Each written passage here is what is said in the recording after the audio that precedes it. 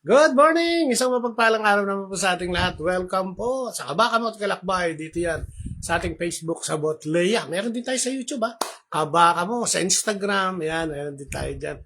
At ating pagninilayan ngayon, yung John 14 pa rin. Alam mo, halos John ito, itong buwan na ito, parang puro Juan ang binabasa. Kasi dito kay Juan, nandito yung maraming inspirasyon tungkol sa Panginoon, sa ugnayan ng Panginoon sa kanyang ama, sa tao, sa pagpapagaling, at kung ano-ano pa. At ngayon sinasabi din dito ngayon sa John 14, 15 to 21, yung advocate, yung Espiritu Santo.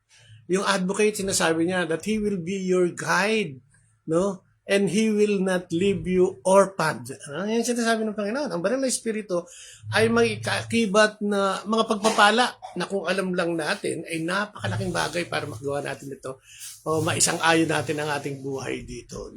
Advocate, di ba? Parang ngayon, samantalay na natin to. Mother's Day. Happy Mother's Day sa aking asawa na 47 years nang naglilingkod sa akin at sa aming mga anak. May mga asawa na rin, yung aming mga anak, may kanya-kanya ng pamilya at marahil, marami silang natutuhan from their mother, ika nga.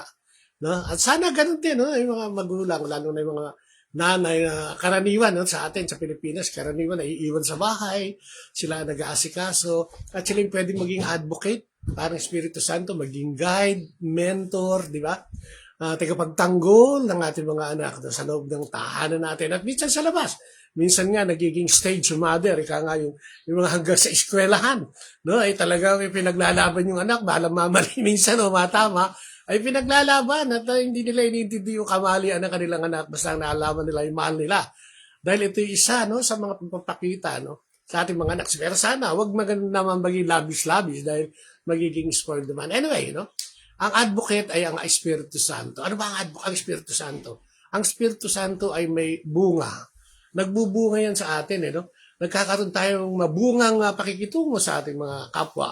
Pakikitungo una sa lahat sa ating mga pamilya, sa ating kasama, sa ating komunidad, o sa trabaho, o sa lipunan, Bilang, in general, sa lipunan, Siya yung makakasama natin at nagiging giya natin. Ano ba mga bunga nito? Kung tayo tumatangkilik na nanampalataya sa ating Panginoon, nandito ang love, nandito ang truthfulness, nandito yung fidelity, nandito yung charity, honesty, at mga kalintulad nito. Ito yung bunga. Ibig sabihin bunga nito, dahil ang Espiritu Santo ay working in us, nagagawa natin umibig, magmahal, maging totoo, umiyak sa kasalanan, maging mapagbigay, yung apathy, yung sympathy, lahat nandiyan dahil sa Espiritu Santo. Saan ang galing ito? Dahil yan sa pagtutunghay natin, sa pagbabasa natin, ng mga aral na turo ni Jesus. Siya ang naging ehemplo, pinadala ng Ama upang maging example sa ating lahat. Kung ano yung ating gagawin, at yung mga tamang susundin para makatungo tayo doon sa sinasabi niyang si Jesus ay masundan natin dahil si Jesus ang daan, ang katotohanan at ang buhay. Kaya tayo magkakaroon ng buhay kung tayo ay nakasunod kay Jesus. At habang wala na si Jesus dito at nasa Ama na, hinihintay natin yung kanyang second coming, ang Espiritu Santo ang nananahan sa atin. Ang Espiritu Santo kasi parang hangin yan. Kahit saan nandoon yan, omnipresence yan, talagang kahit saan lugar ka nandoon, kahit sa iyong tagumpay, sa iyong kapighatian, sa iyong kabiguan, mga emosyon at kung ano-ano pa, ay nandiyan yan. Kailangan lang natin makita yung kanyang kapangyarihan para magawa sa atin. So ano ang mga regalo ng Espiritu Santo? Nandiyan yung karunungan, nandiyan yung talino, nandiyan yung gift of faith, yung ating pananampalataya na hindi nagmamali sa gitna ng mga pagsubok at kung ano ang mga dalamhati sa buhay, Andiyan yung milagro. Yan yung nakakagawa ng milagro sa atin. In and out yan, Sa atin, nakakagawa ng milagro yan. Sa buhay natin, nakakagawa din tayo ng milagro para sa iba, Nakakapaghayag tayo ng mabuting balita.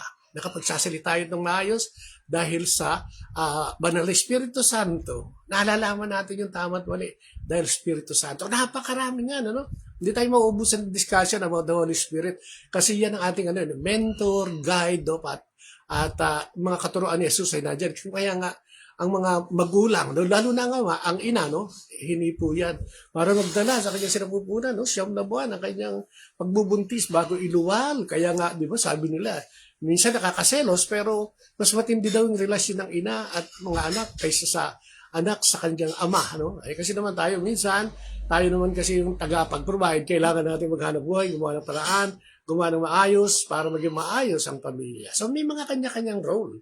At sa bawat role na ito ay nandiyan ang Espiritu Santo para tayo igiya, no? No? Siya ang ating magiging landasin. Ano? Sabi nga, ang salita ng Diyos ay mga ang ilaw o lampara sa ating paanan at ilaw sa ating buhay. Kaya nga importante yung nakikipagniig tayo sa Panginoon, ano, nagbabasa ng Biblia. Pinagninilayan, katulad ngayong araw na ito. Sinasabi niya ang Espiritu Santo ay hindi tayo iwanan para maging ulila. No? Umalis ang si Jesus, iniwan ng Espiritu Santo, taglay ng Espiritu Santo ang lahat ng kapangyarihan dito sa lupa, no? Para tayo maigiya. Kaya ang panawagan ngayon sa atin, maging aware, maging conscious. Sa araw-araw natin ginagawa, minsan madaling uminit ang ulo, minsan madaling magtampo, madaling sumigaw at kung ano-ano pa. Pag nilayan natin ito para unti-unti ay maalis natin sa ating sistema. Sinungaling, kasinungalingan, hindi yan maalis. Sabi nga ng isang kilala ko, binago niya lahat. Tinanggal niya ng lahat, maliban sa pagsisinungaling. Natagal na yan. Pero, di ba, iwasan natin at pilitin na, sikapin natin. Pag tayo magkukwento, yung totoo ikwento natin, huwag natin dagdag bawas. Sa eleksyon lang yun, Walang dagdag bawas, kailangan yung totoo.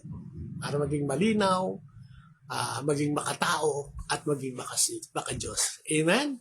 So yun, lalaan natin. Lagi tayong may giya. Iniwan yan mismo ni Jesus. Kasama sa pagdedesisyon na yan ang ating Ama na nasa langit upang Espiritu Santo ay mataglay natin habang panahon at habang tayo naglalakbay dito sa lupang ating nilalakara.